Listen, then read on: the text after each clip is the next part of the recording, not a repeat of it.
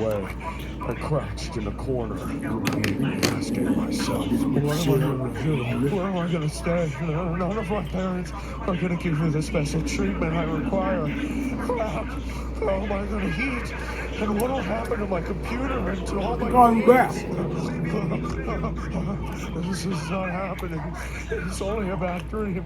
Pull yourself together, Louis. However, moments later, when my tears had run out, I decided to head downstairs. Then, taking a peek, I saw my parents talking in the dining room. I slipped into the kitchen while my parents assumed I was grabbing food for Thanksgiving. That's when I grabbed a knife that would put an end to his madness. Then, hiding it behind my back, I went into the dining area and I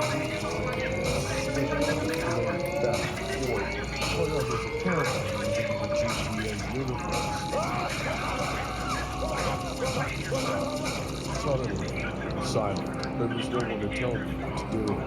Finally, I was free.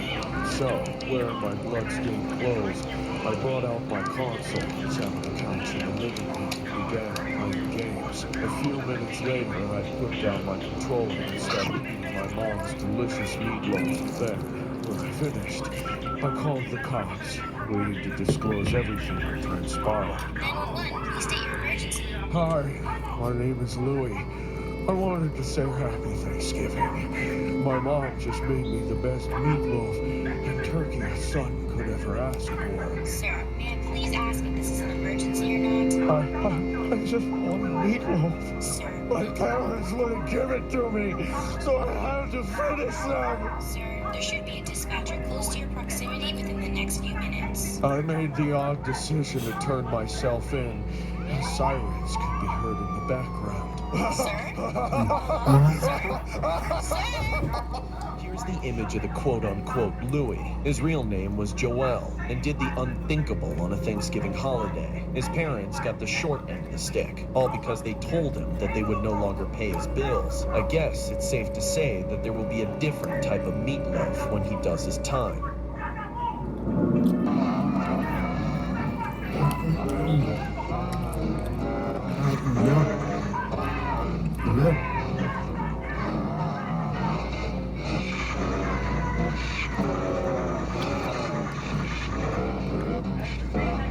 The next story was loosely inspired by the mugshot below. As you can see, the woman shown has an eerie resemblance to the American Dad character Francine. Well, at least in the episode where Francine becomes an ugly wife. Here's what the story looked like.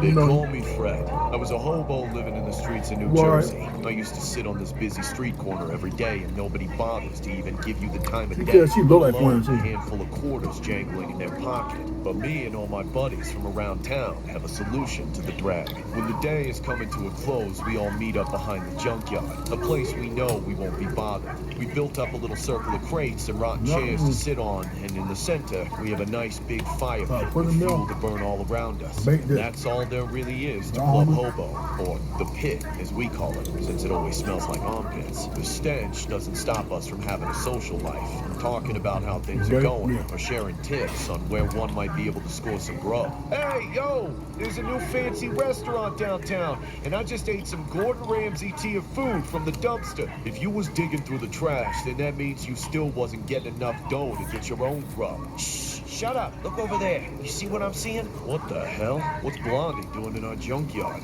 She looks bad as hell, though. Kinda looks like Francine from that TV show, The American Sad.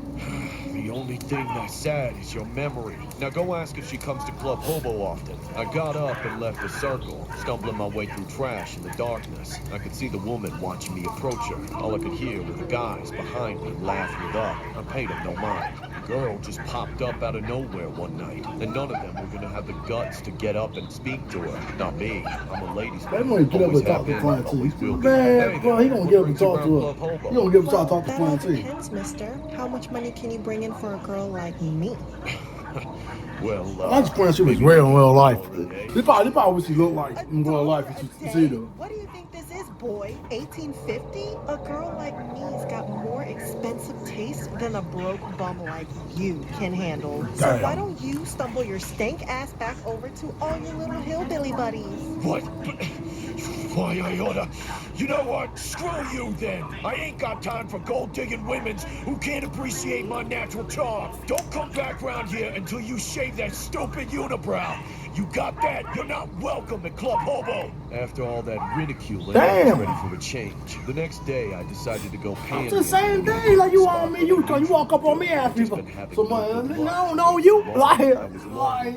For a new spot, but as luck would have it, right as I sat down and got myself settled in for the day, who else did I see setting up across the street but that no-good gold-digging wench from the night before? I recognized that very distinct and hairy unibrow like it was straight out of an Austin Powers movie. I couldn't miss that big head of bright golden hair from a mile away either. Every person that walked past me gave me nothing, nada, not even a penny. It wasn't like that for an hour. It was like that all day. All these like this. You see how disrespectful you is to women? Kept telling me, sorry, I ain't got the cash, ain't got no time. Like I'm supposed to be an idiot who believes I'm saying the same thing. Like you disrespect women, you think I'm gonna go give you some gas? Old Miss Francine is just raking it in. Not even coins. I see her getting dollar bills, 5s, 10s. Of course, they getting dollar bills. You disrespect I got up them. and picked up all my